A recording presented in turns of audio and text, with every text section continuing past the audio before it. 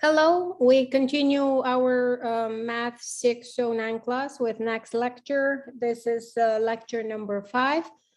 And during this lecture, we will continue talking about induced matrix norms or matrix norms that are subordinate to certain vector norms. So we finished our previous lecture with the definition of a induced matrix norm, and we discussed that we will talk about matrices A that have complex or real entries and are of dimension n times n. Induced matrix norm can be introduced also for matrices that are not square matrices.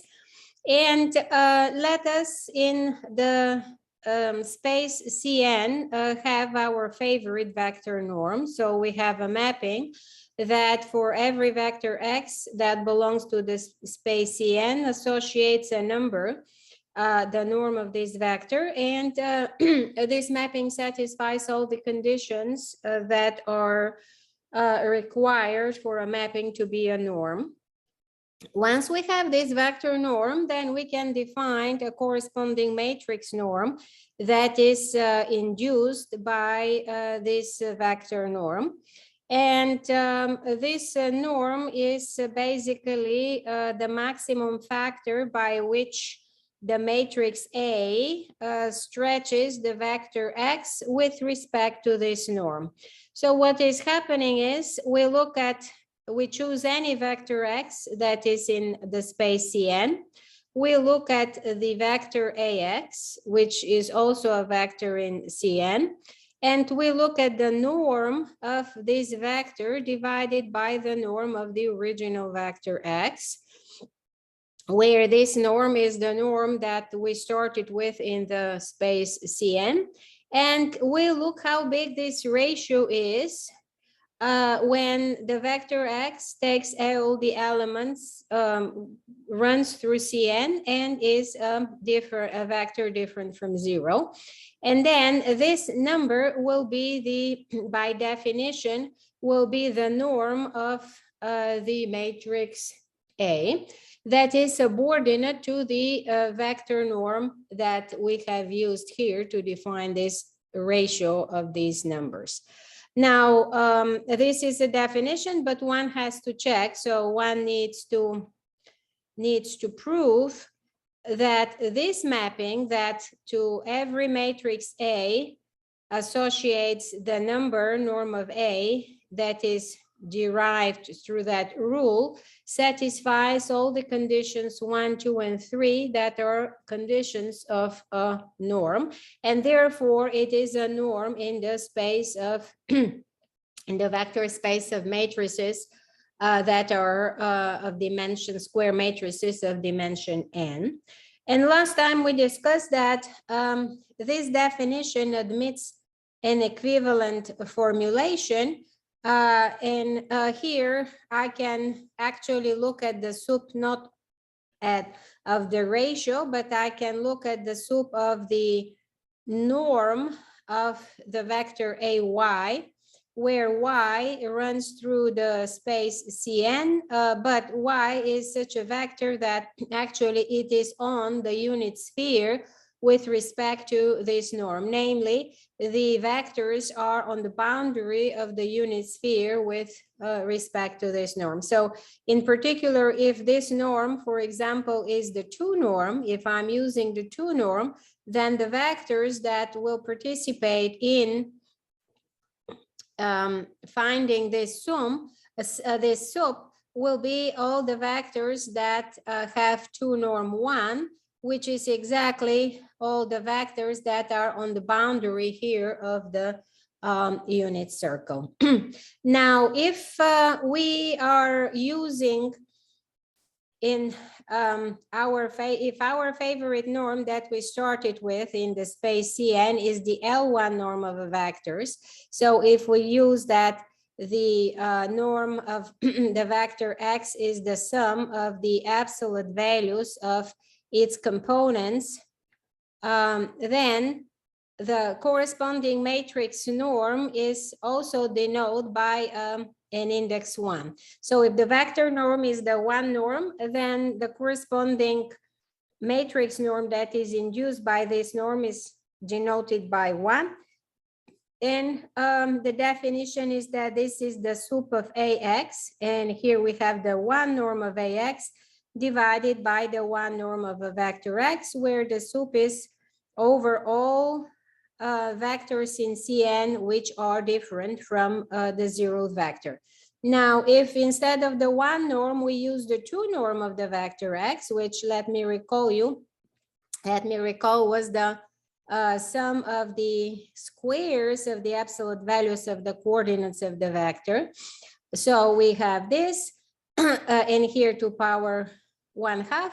Then the corresponding induced matrix norm will have an index 2 and will be a number that will be a different number associated to the matrix A. And in the definition of this number, we will have the 2 norm of the vector AX divided by the 2 norm of the vector X, where sup is taken all the vectors in Cn such that these are different from 0.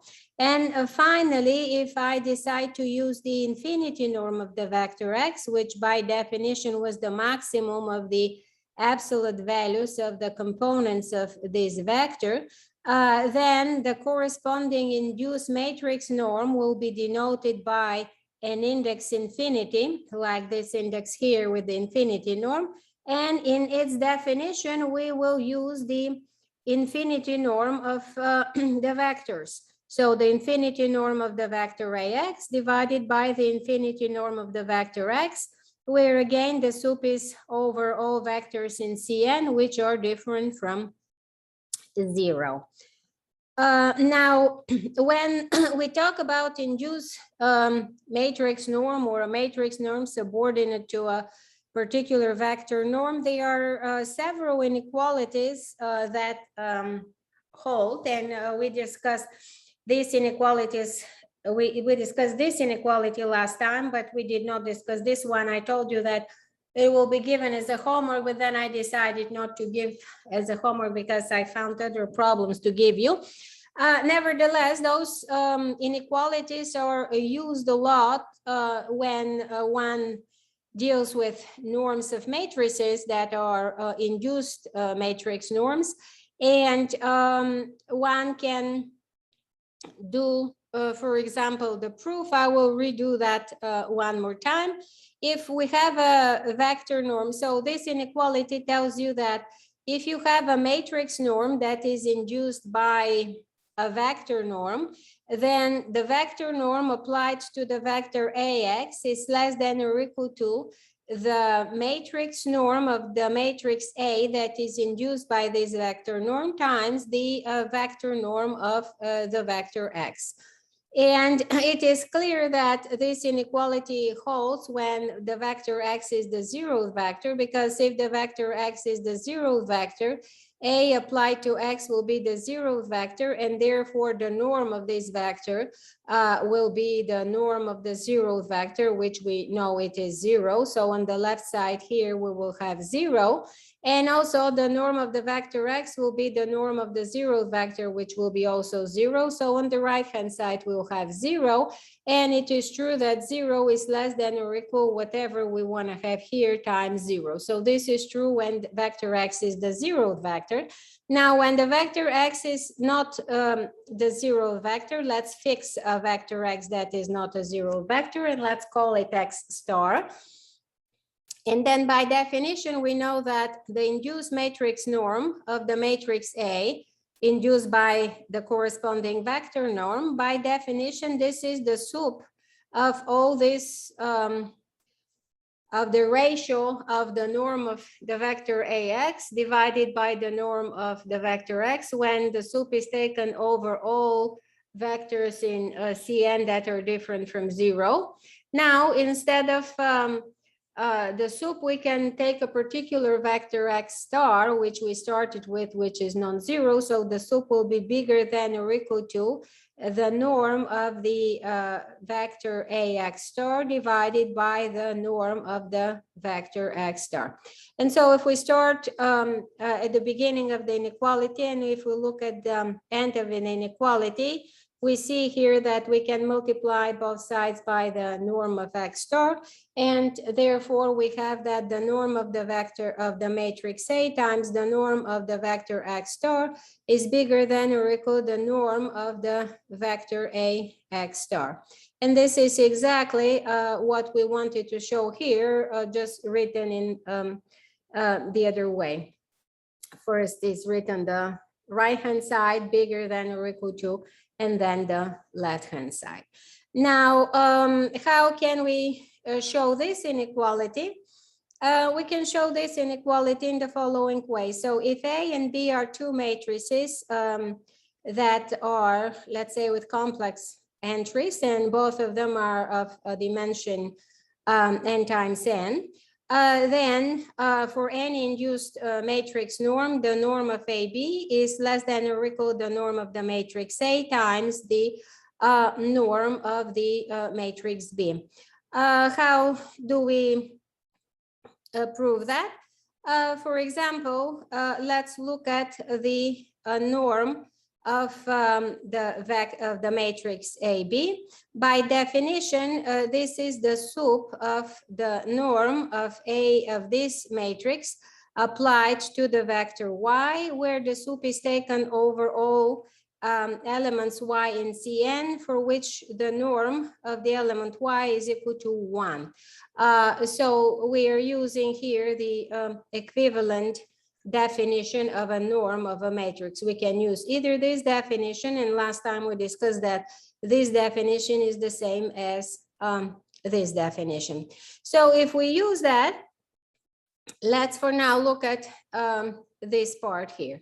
So we choose any vector Y such that the norm of this vector is equal to 1, and look at the multiplication or the application of the matrix AB to the vector Y. This I can write as the norm of the matrix A applied to the vector BY, because the multiplication is associative. And then I can use this, let me call it star. I can use star for the matrix A and the vector X, where the vector X here is my vector BY. So this is the vector X. So if I use this inequality, this is less than or equal to the norm of the matrix A times the norm of the vector X, which here is the vector BY. And then again, I can use the same inequality, but for the matrix B and for the vector Y. So this is less than or equal to the norm of the matrix A times the norm of the matrix B times the norm of the vector Y. So I started with a vector Y whose norm is 1, and therefore here I will have that this is equal to the norm of the matrix A times the norm of the matrix B. And so what is happening is that if I look at this part here, I have that the norm of AB is the sup of this quantity, where the sup is taken over all elements whose norm, over all Y's whose norm is 1. But every term in this sup is less than or equal to the norm of A times the norm of B. So I have that the norm of AB Y is less than or equal to the norm of A times the norm of B. And this is true for all vectors Y, which are such that the norm of this vector is equal to 1.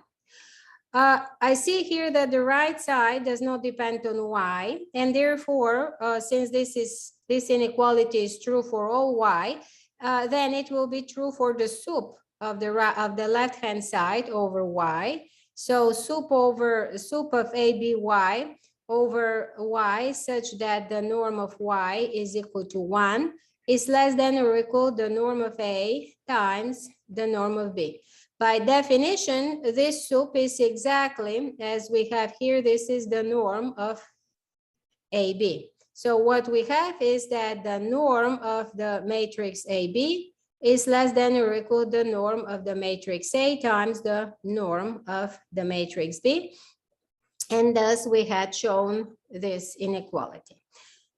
Now, a generalization of this inequality, not generalization, but a particular case of this inequality is the following.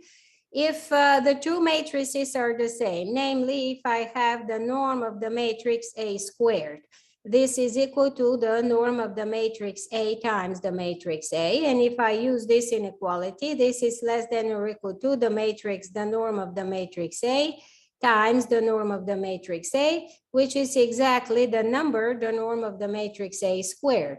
Now, if instead of A squared, I look at the matrix, the norm of the matrix A to power 3, this is equal to the norm of the matrix A squared times A. And then I apply the above inequality for this matrix and this matrix. So this is less than or equal to the norm of the matrix A squared times the norm of the matrix A. But from the previous inequality, I know that the norm of the matrix A squared is less than or equal to the norm of the matrix A, this number squared. So this is less than or equal the norm of the matrix A squared times the norm of the matrix A, which is the norm of the matrix A to power 3. And you see here that if you continue this way, one can show that for every natural number k, the norm of the matrix A to power k, what is A to power k? This is A times A k times, so this is a matrix, is less than or equal to the number, which is the norm of the matrix k, and this number raised to power 2, to power k. So we have this inequality here, which we'll keep in mind, and we are going to use it later. And another important observation is that for every induced matrix norm, the norm of the identity is equal to 1. And why this is the case? So to prove that, let me use here another color.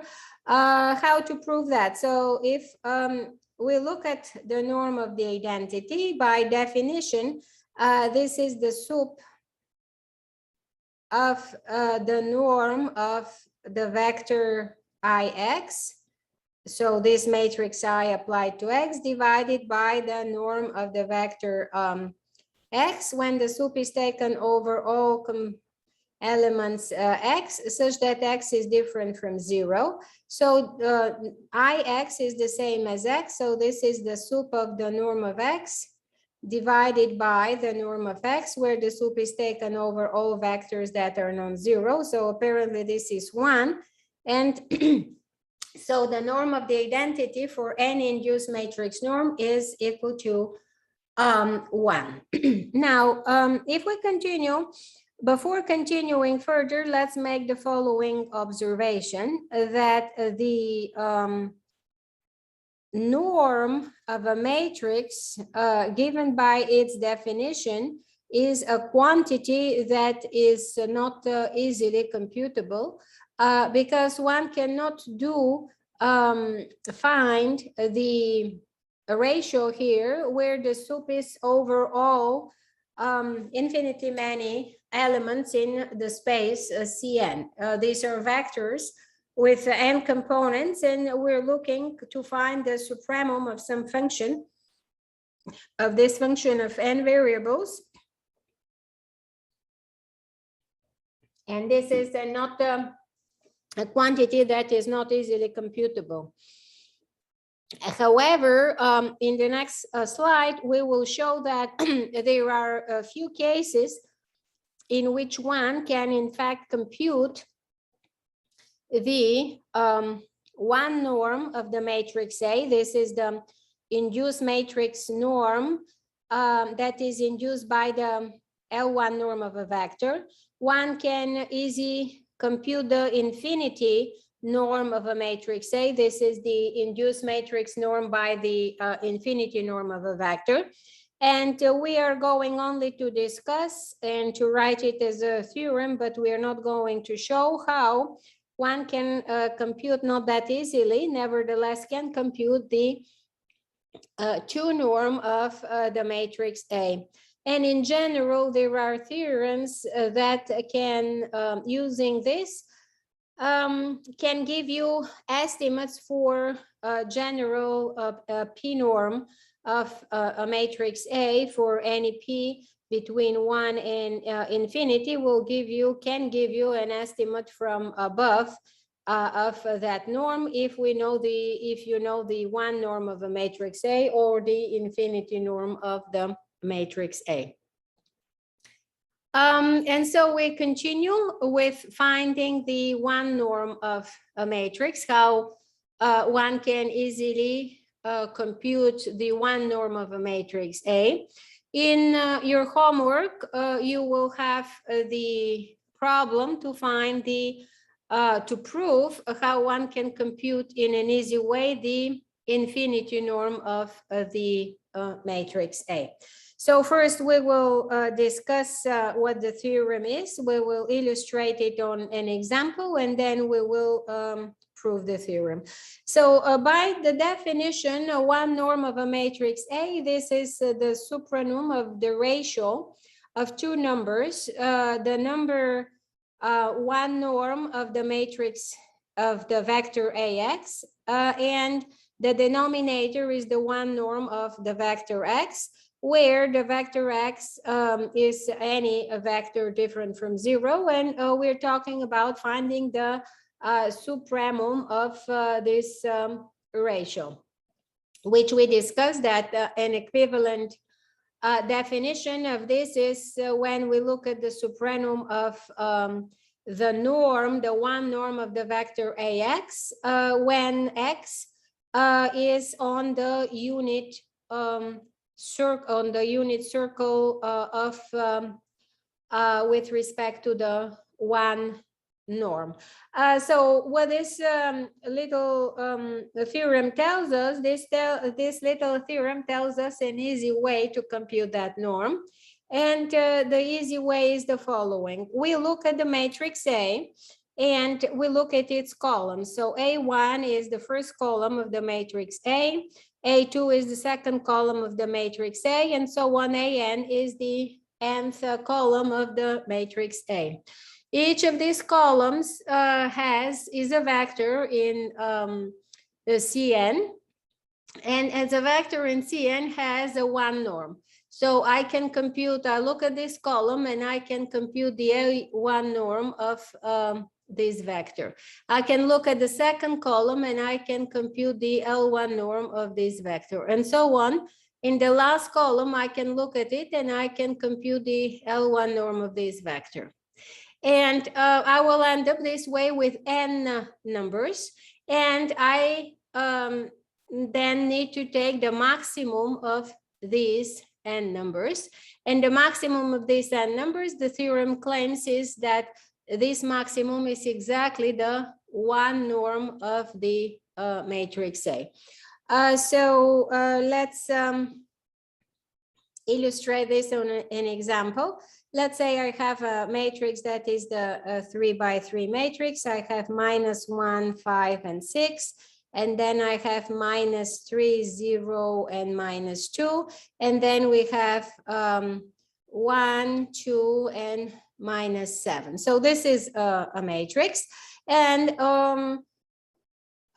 one needs to compute using this theorem, which we will prove. One needs to compute what is the 1 norm of the matrix A. So what we do, we look at the columns of this matrix A. We look at the first column, and this is the first column of the matrix, and we look at the L1 norm of the vector, which is the first column. So L1 norm of the vector is the sum of the absolute values of these components. So this is 1 plus 5 plus 6. So as a result, we will have that this is 12, which is exactly the L1 norm of the first column. Now, if we look at the second column, this is the second column, we compute the L1 norm of the second column. So to compute the L1 norm of this column, this is equal to absolute value of -3 plus absolute value of 0 plus absolute value of -2. So as a result, we end up with the number 5. So here we had 12, here we have 5. And if we look at the third column is a vector in R3. And we can compute the one norm of this vector. So the one norm here is absolute value of 1 plus absolute value of 2 plus absolute value of -7, which gives us 10. So we ended up with 3 numbers as we discussed here. Once you compute the L1 norm of the first column, this is the number that you're going to have. Then the L1 norm of the second column, you will end up with another number and so on. And then you have to find the maximum of these n numbers. In this particular case, I have the 3 numbers 12, 5, and 10. So the maximum of these 3 numbers is 12. 12 is the max. And therefore, the L1 norm of the matrix A is exactly equal to 12. So once again, to compute an L1 norm of a n by n matrix, one does the following. One looks at all the columns of the matrix and computes the L1 norm of the first column, ends up with a number. L1 norm of the second column ends up with a number, and so on. The L1 norm of the last column ends up with a number. This way, if the original matrix was of dimension n times n, one will end with n numbers, which are the L1 norms of the columns of this matrix, and then one has to take the maximum of these numbers, and you will end up with a number that is exactly the L1 norm of the matrix A.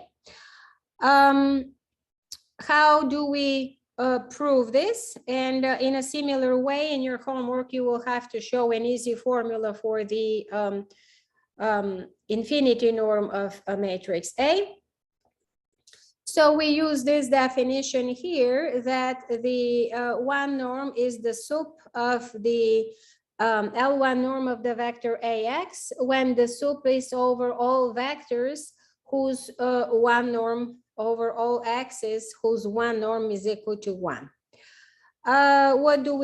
We pick a vector x that is in Cn, and we pick it such that the one norm of this vector is equal to 1. What does it mean that the one norm of this vector is equal to 1? That means that the sum of the absolute values of the coordinates of this vector is equal to 1. And then what we have to find, this is a general vector x, we have to find how big is the norm of AX. So we write down the norm of the one norm of the vector AX. Let me remind you that if we have the matrix A, and if we look at its columns A1, A2, and so on, AN, and if we look at the vector AX, we discussed some time before that the vector AX is in fact a vector that is a linear combination of the columns of the matrix A, where the numbers in this linear combination are exactly the coordinates of the vector X. So this is the first coordinate of the vector X, x1 times the first column of the matrix A plus, and so on, plus the last coordinate of the vector X. So those here are numbers, and times the last column of the vector of the matrix A. And here these are vectors, and these are vectors that are the columns of the matrix A. So if we use that fact that AX is actually a linear combination of the columns of A via the coordinates of the vector X, this is exactly what we had written, that AX is equal to this sum. And we have the one norm of this vector. And what we now use, we use a triangle, the triangle inequality that is true for any norm, and therefore for the one norm of a vector. And so we also use the fact that we can pull out a number in front in an absolute value. So what we have here, if we want to write it step by step, this is the norm of the sum j equals from 1 to n of xj times aj. And then if we use the triangle inequality, this is less than or equal the sum j from 1 to n of the norm of the components xj, aj, the one norm here. And then remember, xj were numbers and aj were vectors, then this number can go out as an absolute value. And this is exactly what is written here. The number xj goes out in an absolute value, and the other number, which is the norm of the column aj, stays there. Now, what we do is that in this inequality, in this sum here, we have two components. We have a product of one vector, which is the absolute value of xj, and the other component is the one norm of aj. Now, every aj that participates in this sum is less than or equal to the maximum of the absolute value of the one norms of the aj. So every aj here is less than or equal to the maximum of the one norms over all columns, and therefore this maximum here, maximum over j, is not going to depend on j. And since it is not going to depend on j, it can be pulled out in front of the sum, and what is left in the sum will be actually just the sum of the absolute values of the xj.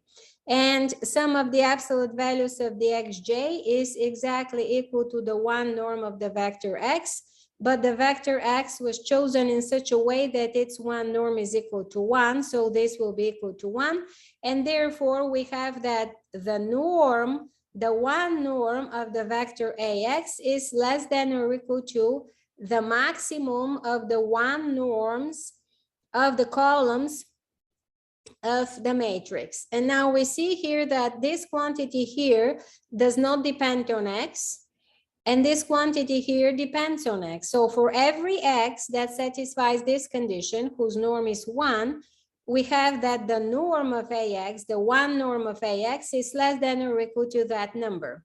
And therefore, the sup of ax 1 over all x, such that the one norm of x is equal to 1, will be less than or equal to this right-hand side, which is the maximum over j of the aj, the one norm of aj. And therefore, this by definition is exactly the one norm of a, and therefore we show that the one norm of a is less than or equal to this maximum. So we showed basically that this is less than or equal to this quantity here.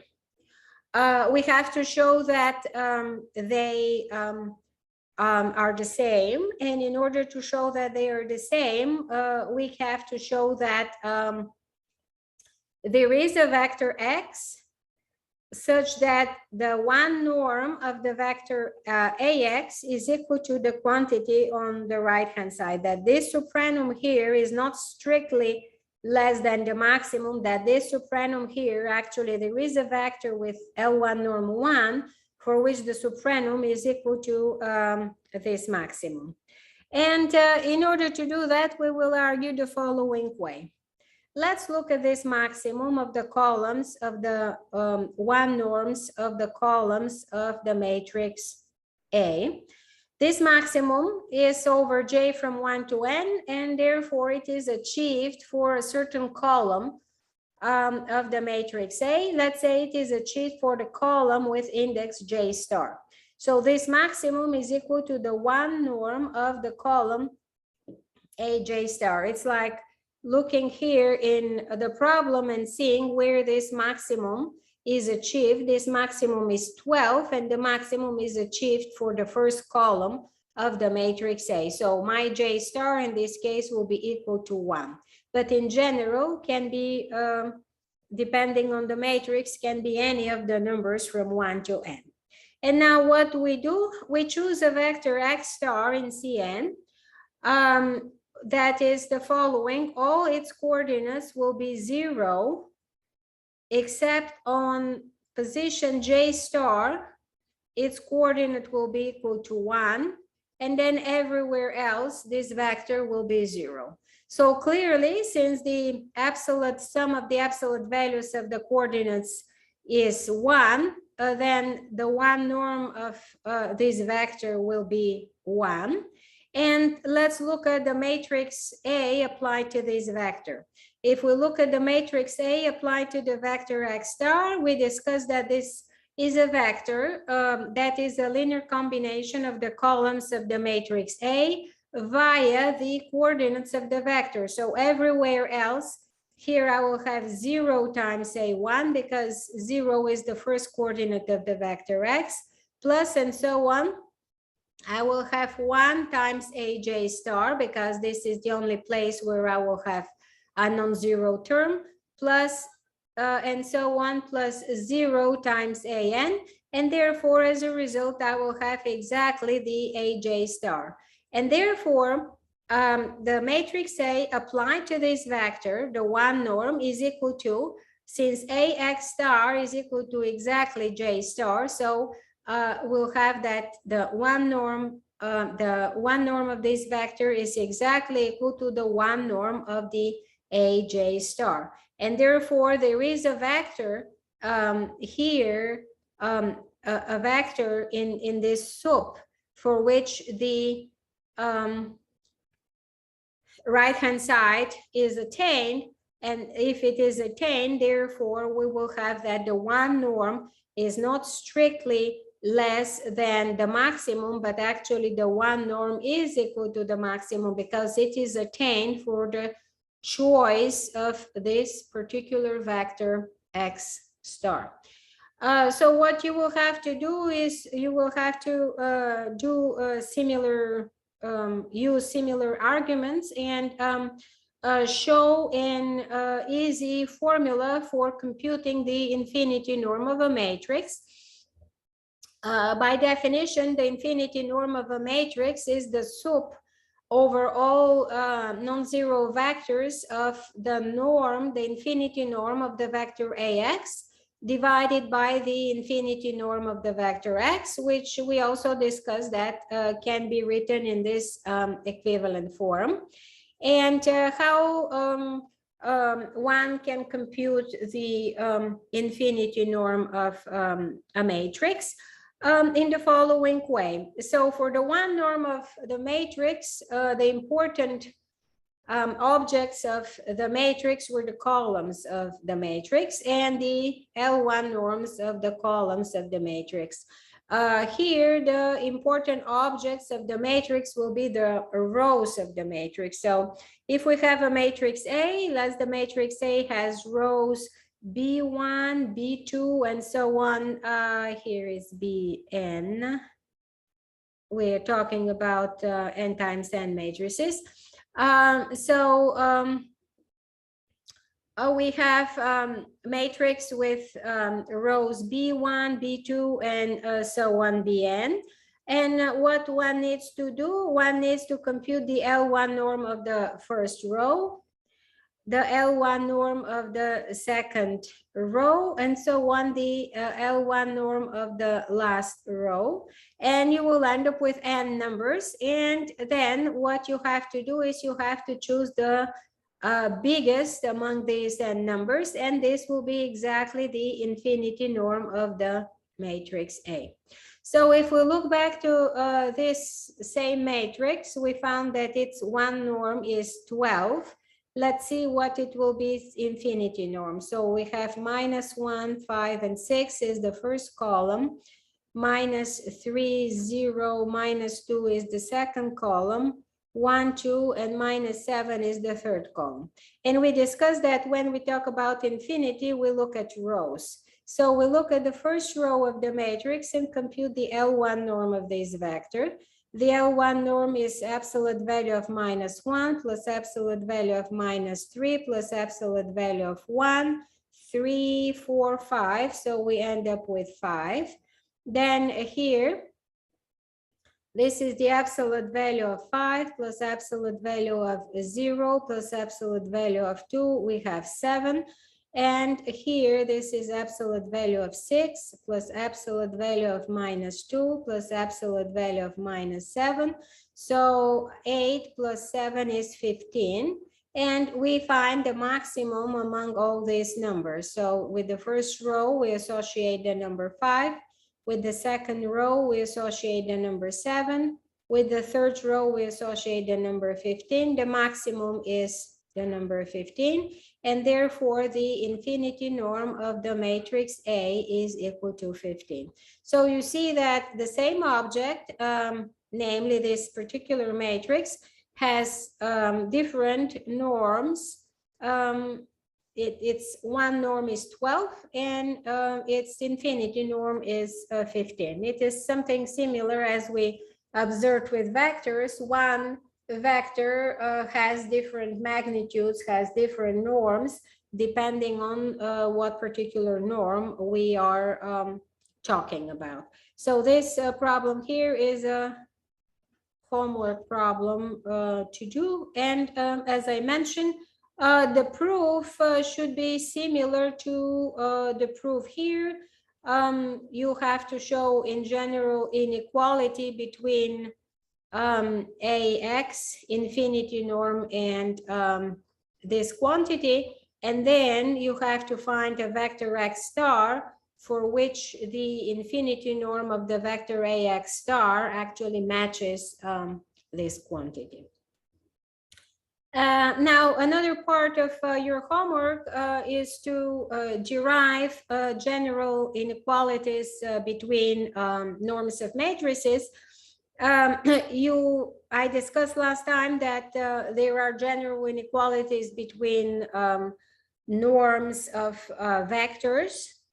And I even discussed some of them. For example, I discussed that if you have the vector x, and if you look at the one norm of the vector x, which is the absolute value of x1 and so on, absolute value of xn, this is less than or equal to x1 is less than or equal to the infinity norm of the vector x, because the infinity norm is the maximum of the absolute values of all components. And so on, x1 is less than or equal to that, and each of those is less than or equal to the infinity norm of the vector x, and therefore this is n times the infinity norm of the vector x. So the one norm of the vector x is less than or equal to n times the infinity norm of the vector x.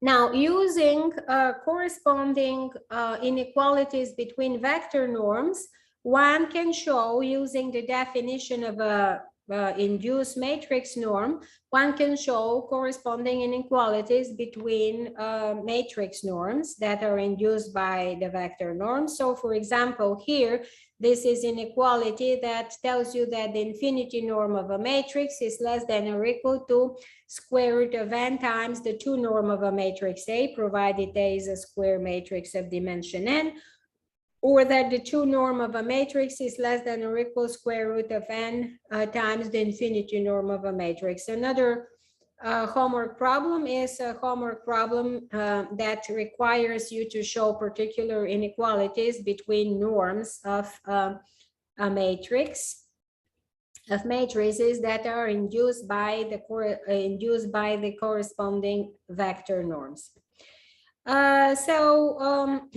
To continue further, I don't want you to be left with the impression that the only norms of a matrix are the norms that are induced by a vector norm. Matrix norms do not have to be induced by vector norms. They just have to satisfy the 3 conditions for a norm.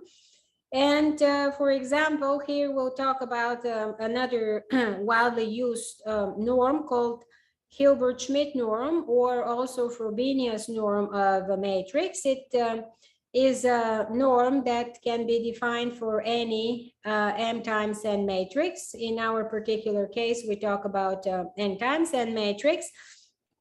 But how is this matrix defined?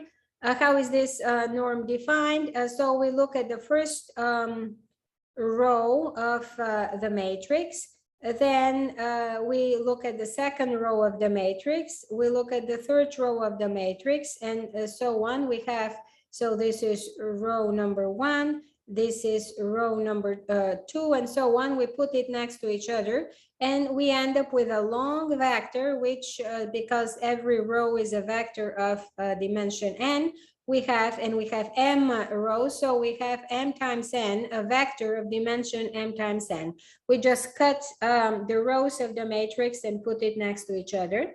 And then we can look at the L2 norm of the vector that is generated this way. So we look at the L2 norm of the vector generated by this matrix. And as you see here, this is the definition of a Frobenius norm. So here when I is equal to 1, we have A1J absolute value squared. So basically this is the L2 norm of the first row. And then plus squared plus the L2 norm squared of the second norm, and so on, and everything raised to power 1 over 2. So you see here that we look at the rows and do that, or the same way you can talk about columns and say, well, I'm not gonna cut the rows, but I will cut the columns. At the end, you will end up with the same thing. So if this is the column A1, if this is the column A2, and so on, this is the column AN. They are n columns. Each of them is a vector in CM. And then if you look at the L2 norm squared of these vectors, then you will end up exactly with the quantity that we have. Or if you think of it in another way, if you look at A11, AM1, AMN, and here it's A1N. So you just look at all the entries of the matrix, their absolute value, square them, add them all, and take 1/2. This is what the Frobenius norm is. Another way to define the Frobenius norm is to a little bit fancy, a fancy way. Let me remind you that if you have a square matrix B, then a trace, so if B is a matrix with components B1, 1, and so on, Bn, so here we have Bn1, and here we have B1n. So if this is a square matrix B, then the trace of a matrix is the sum of the elements on the main diagonal. And then another way to define the Frobenius norm is that it is the trace of the complex of the conjugate transpose of a matrix times the matrix, and then square root of this trace, or trace of the matrix A times the conjugate transpose A star, and then square root of that. So this is just another fancier way to define what I told you. You look at the matrix, look at the absolute values of these entries, square them, add them all, and take a square root. For example, if we have this matrix A, A11, A12, A21, and A22, what is the conjugate transpose? We said that every row becomes a column. So here, this row A11, A12 becomes a column, and we transpose everything. We conjugate everything. And then this row here, A21, A22, because the second row becomes a second column, A21, A22, and you complex conjugate everything. Then if you look at the matrix A star A, and we are interested only on the trace of this matrix, this is what will be the element on the first position on the main diagonal, and this will be the element on the second position of the main diagonal. And let me remind you that if you have a complex number A plus IB times its complex conjugate A minus AB, as a result, you will have A times A is A squared minus IAB plus IBA minus I squared B squared. So this and this will cancel out. I squared is -1, so this is A squared plus B squared. And this, by definition, is actually the absolute value of this number squared. So here, number times its conjugate times its complex conjugate, this will be the absolute value of A12 squared. This will be the absolute value of A22 squared, and so on. This will be the absolute value of A11 squared, and this will be the absolute value of A21 squared. So when you add the numbers on the when you have the trace, you add the numbers of the main on the main diagonal, and then the trace becomes exactly the sum of the absolute values of all the entries of the original matrix, and then you square it, and this is how we illustrate that that formula here. So this one can say is that is it true that the Frobenius norm is actually an induced matrix norm by some vector norm? And the answer is no, is not an induced vector norm, because remember when we discussed about the identity, we discussed that the identity matrix has induced norm always 1. So every induced matrix norm of the identity matrix is 1. But if we look at the Frobenius norm of 1 of the identity, so what was it? Every identity was the matrix that has 1s on the main diagonal and a 0 everywhere. And then if we look at all the components, their absolute value, and square them, everywhere will be 0, except the only non-zero term will be this one, and this one, and there are n of them. So I'll have 1 squared and so on, plus 1 squared plus bunch of 0 squared. So as a total, I will have n ones, and then I have to take square root of that, so I will end up with square root of n. So the Frobenius norm of the identity is square root of n, while every induced matrix norm of the identity will be 1. So the Frobenius norm is not induced by any vector norm. And one can show also that inequality that we showed for the induced vector norms. Remember here from the very beginning, why is this not wanting to move? From the very beginning, we discussed that if we have two matrices, A and B, and here this red part, red thing. If you have two matrices A and B, and if you have the induced matrix norm that is induced by some vector norm, then this norm applied to matrix AB is less than or equal to the norm of the matrix A times the norm of the matrix B. And in order to do the proof, we used this inequality. And this inequality comes from the fact that it is an induced matrix norm, a matrix norm induced by a vector norm. And here we know that the Frobenius norm is not induced by any vector norm. Nevertheless, it satisfies the same inequality, namely that the Frobenius norm of a product of two matrices, A and B, is less than or equal to the Frobenius norm of the first matrix times the Frobenius norm of the second matrix. So this is, we're not going to show it, but one can prove it. Now, before going further, I would like to discuss a few things that are related to that relate the concepts we discuss here with our original problem. And our original problem, let me remind you, was to solve the linear system AX is equal to B, where A is an invertible matrix and B is some right-hand side. And as we will see with iterative methods, we are not going to get the exact solution of the system. With an iterative method, we're going to get some other vector x tilde, which will be an approximation to the exact solution of our system. So we will end up with something which is x tilde. And then the question is, how far away is x tilde from x? And there are two concepts that are related to that notion.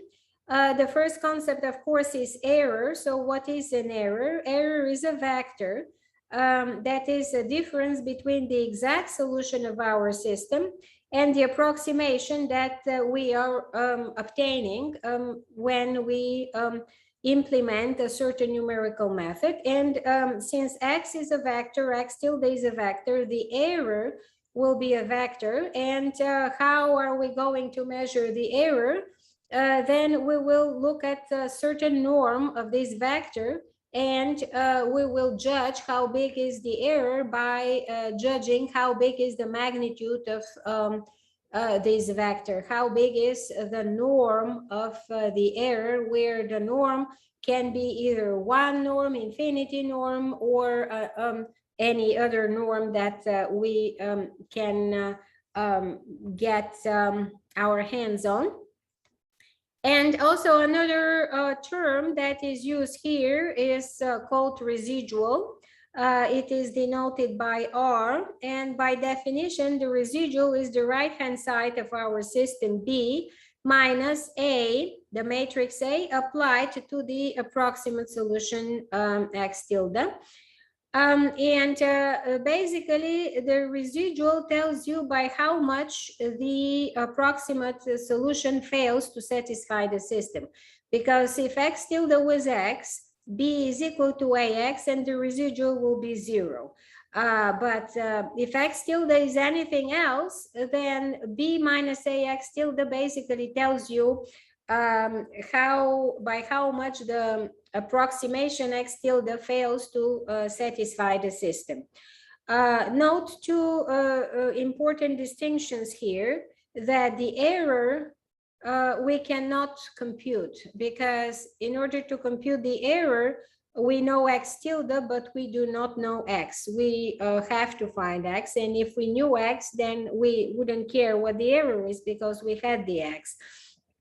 However, if we look at the residual, a residual is something that you always can compute, because you have in your hand the right-hand side of your system, you have in your hand the matrix of the system, and you have in your hand the output of your numerical method x tilde. So the residual is something that you always can compute, and then a legitimate question is, can we, by computing the residual and knowing how big the residual is, derive something about the error? So how can we, from a knowledge about the residual, derive some knowledge about the error? Because the error is something that we cannot compute. The error is something that we ultimately have to drive down to as small number as possible. So the first simple lemma here is that actually the error and the residual satisfy this simple system. The matrix A applied to the error is equal to the residual, and the proof is really one line. We just write what the residual is. By definition, this is b, here b minus ax tilde. And then we know that b is the right-hand side of the system, so b is equal to ax. So instead of b, we write what ax is, where x is the exact solution. And then we have ax minus ax tilde. We pull out on the left the matrix A, and we have A applied to x minus x tilde, which is A applied to the error. So indeed, the residual is equal to the matrix A applied to the error. And we see that since A is a matrix that is invertible, that the error is 0 if and only if the residual is 0. However, we have to be careful here, because and here is a big but, that if the norm of the residual is small, that this is no guarantee that the norm of the error is small. So the fact that we end up with a residual and the magnitude of this residual is small does not guarantee that the error is small. And this is illustrated in the following example. So let's look at the system AX is equal to B, where B here, the right-hand side is 2, 2. The matrix A is this matrix, and one can see that the exact solution of this system is the vector with components 1, 1, because 1.01 plus 0.99 will give you 2, and 0.99 plus 1.01 will also give you 2. Now, let's say we are performing our numerical algorithm, and our numerical algorithm gives us some approximate solution, which will be 1.01 and 1.01. And we perform our numerical algorithm, which will give us another approximate solution, x bar, which is 2 and 0.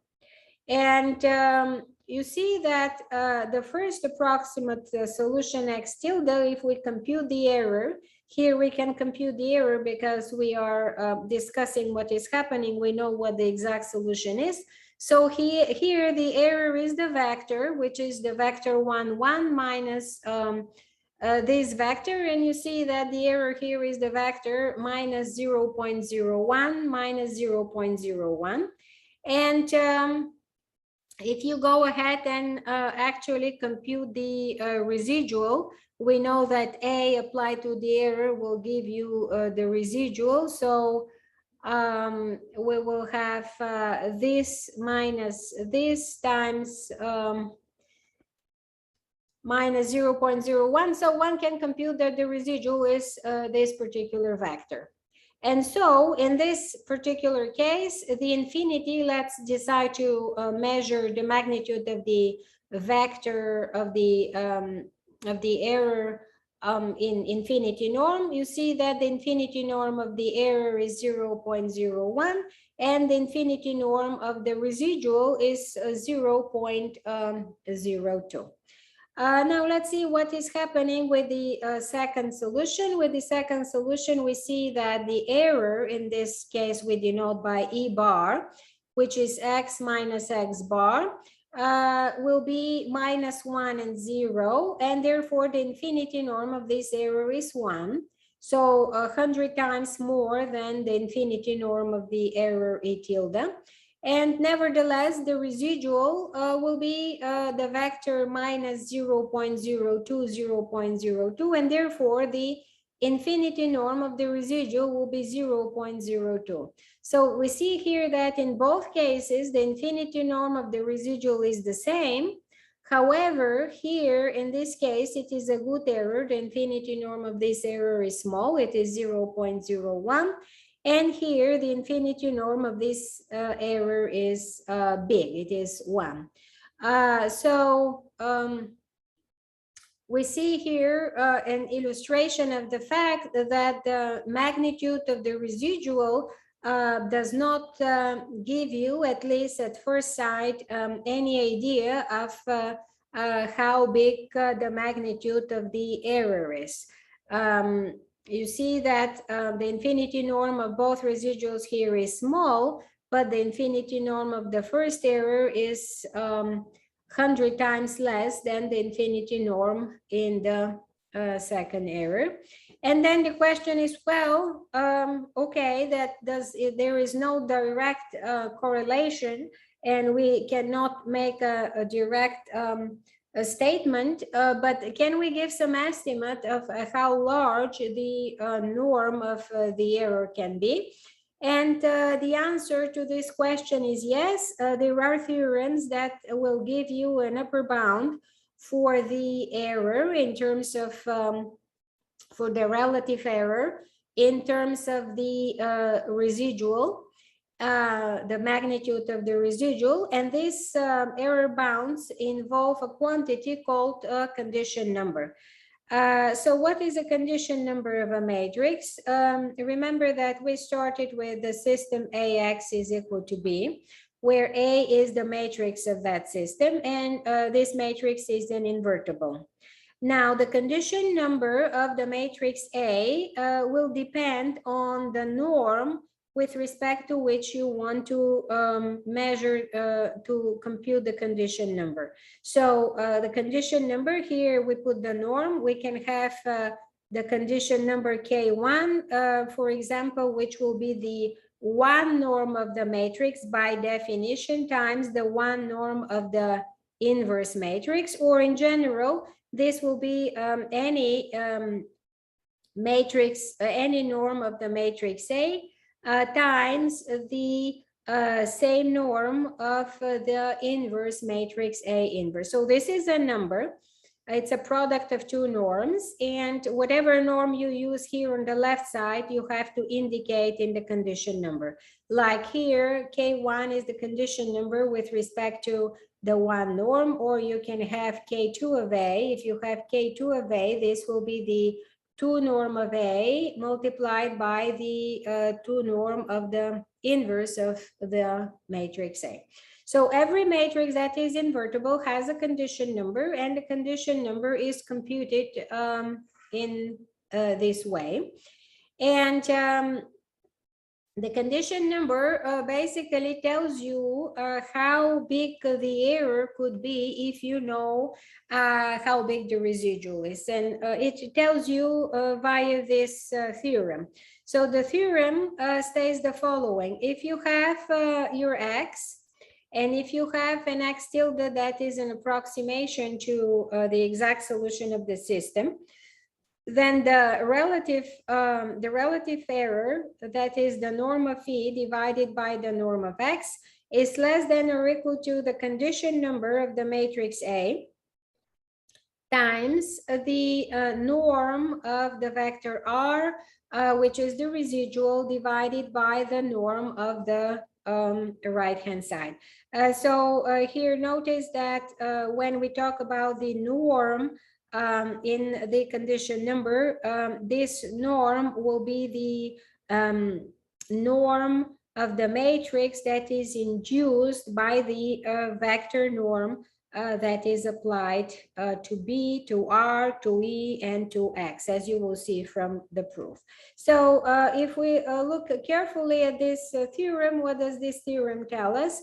That the error of the relative error is basically can be magnified, can be estimated from above by the condition number of the matrix times the error times the residual. So the residual, the magnitude of the residual gives you an idea how big the error is when it is multiplied by the condition number. And we also will see how it manifests, how this theorem manifests on the particular example. But before that, let's prove the theorem. To do this theorem, let's first notice that X is the exact solution of the system, and therefore we have B is equal to AX. So norm of B is equal to the norm of AX, which is less than or equal to, this is this inequality that we started with, that the norm of the vector AX is less than or equal to the norm of the vector A times the norm of X. And now if we divide both sides by norm of X times norm of B, so if we divide here by norm of B times norm of X, and if we divide here by norm of B times norm of X, then norms of X and norm of X will cancel out here, norm of B and norm of B will cancel out here, and we have 1 over the norm of X is less than or equal a norm of A over the norm of B. So this is this inequality. Also, we used the previous theorem, which told us that if we apply the matrix A to the error, you end up with the residual. Since A is invertible matrix, we can write that the error, if we multiply on the left by A inverse, then we'll have that E is equal to A inverse times R. And therefore, the norm of E is equal to the norm of A inverse R. And again, we use the same inequality between the norm of a matrix applied to a vector, and we end up with this inequality. Therefore, if we look at the the left-hand side here, which is the relative error, the norm of phi divided by the norm of x, we can rewrite it as the norm of phi times 1 over the norm of x. For the norm of phi, we apply this inequality. So the norm of phi is less than or equal to a norm of A inverse times norm of R. And for 1 over norm of x, we apply this inequality here. And now we group A inverse norm times norm of A. This is exactly the condition number, and then times norm of R divided by norm of B. This basically tells us the inequality, proves the inequality, how we can say something about the relative error if we know the residual. So this estimate tells us that even though we cannot compute the error, we can bound it from above by the residual, which we can compute the norm of the residual. So remember, we discussed that this is always computable. B is the right-hand side is always computable, and the condition number of the matrix A is always computable. What is the bottom line? The bottom line is that when we try to solve a system AX is equal to B, we would like to have my matrix A to have a condition number as small as possible, because then the magnitude of the residual will be increased as small as possible by this condition number. Clearly, one can show that the condition number for every matrix A is bigger than or equal to 0, and is 1, sorry, is bigger than or equal to 1. And why is this the case? Where this condition number is with respect to an induced vector norm. Why this is the case? This is the case because, as we discussed, 1 is equal to the norm of the identity, and where this norm is any induced vector norm. And then the identity we can write as the matrix A times A inverse. A is an invertible matrix. It has its inverse, and now we can use the inequality that we discussed, that the norm of a product of two matrices is less than or equal to the norm of the first matrix times the norm of the second matrix. And this, by definition, here is exactly the condition number with respect to this norm of the matrix A. So the condition number of any matrix is a number bigger than or equal to 1. You cannot drive this number to something that is less than 1. However, if you have to solve a system AX is equal to B, you can multiply both sides of this system. So if we go back here, we can, if you have AX is equal to B, you can, and the matrix A has a bad condition number. So the condition number of the matrix A is big. And if this condition number is big, then the estimate that you have with the error will be bad, because this will basically increase the norm of the residual that you have here. So even if you end up with a small residual, when you multiply it with some big, you will end up with an estimate that is not going to be a good estimate for your error. So what people do sometimes, actually quite often, is that multiply both sides of this system by a matrix P, such that once they do that, they have the matrix now, which is the system, which now is equivalent to the original system, PA times X is equal to PB. And the solution will be the same, but the advantage that you are going to gain is that if you had chosen the matrix P in an appropriate way, then the matrix PA will be a matrix with a smaller condition number. And if it is a matrix with a smaller condition number, then it will be more, the resulting system will be more friendly to numerical computations. And this, you can have a whole class about something called preconditioning in various cases, how to choose this particular matrix B, so that when you solve the corresponding system is not an ill-conditioned system, doesn't have, the matrix of this system does not have a big condition number. And if we so go back to our original example, which was this particular matrix, if you compute the inverse of this matrix, then the inverse of this matrix is this, and the infinity norm of the matrix A is 2, the infinity norm of the inverse matrix is 50, and therefore the condition number will be, with the condition number with respect to the infinity norm, will be 2 times 50, which is 100. And therefore, if we use this theorem, what does this theorem tell us? That the norm of E divided by the norm of X. Remember that the exact solution was 1, 1, and therefore it will have, it has infinity norm 1. So the norm of E is less than or equal to the condition number, which is 100, times the magnitude, the infinity norm of the residual, which is 0.02, divided by the infinity norm of the right-hand side, which is 2. So 0.02 divided by 2 is 0.01. So this theorem tells us that if you have a residual 0.02, then the infinity norm of the error is less than or 100 times 0.02, which is exactly 1. And we saw that in one case we had that the infinity norm is 1, and for the same residual, and in the other case the infinity norm of the error was 0.01.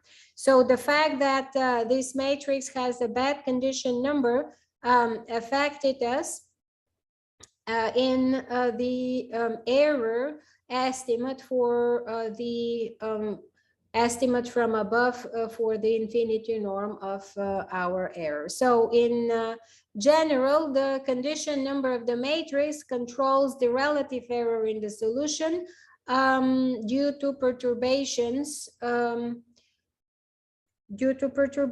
Now, in general, the following lemma holds, which basically summarizes that statement. So the condition number of the matrix controls the relative error in the solution due to perturbation in the matrix and due to perturbations in the right-hand side, namely the following holds.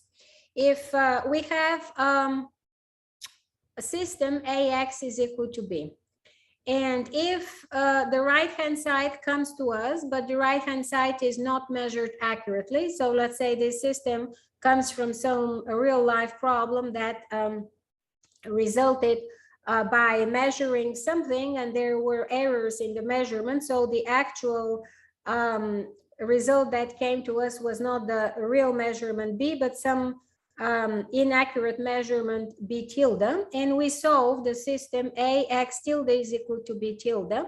Then the following holds, that the error, the relative error that we're having, namely the norm of X minus X tilde divided by the norm of X, is less than or equal to the condition number of the matrix A times the error in the right-hand sides, B minus B tilde, in the norm of this divided by the norm of B. And similar statement holds also if we have a perturbation in the matrix. So if we know that we have to solve the system AX is equal to B, but the entries of the matrix A are derived through some imprecise measurements, and instead of A, we're having the matrix A tilde.